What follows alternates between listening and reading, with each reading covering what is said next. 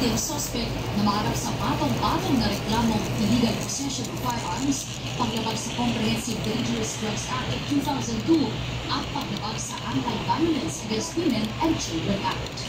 Liza Aquino, ABS-CBN News. Ng panibagong roadway blocking ang DPWH simula mamayang gabi natatagal hanggang sa Lunes. Live mula sa Commonwealth Avenue sa Quezon City, Nagpapatrol, Johnson Manabad. Haling kapat at itawang area patong West Avenue hanggang Quezon Avenue. Dito sa North Pauling and sa malapit sa isang mall, bago pa man magtanghali, mabagal na rin ang usap ng mga sasakyan patungong Balintawang area. Naiiwan kasi ang bago ang traffic ng Aurora Boulevard at ang papasok sa tunnel sa EDSA.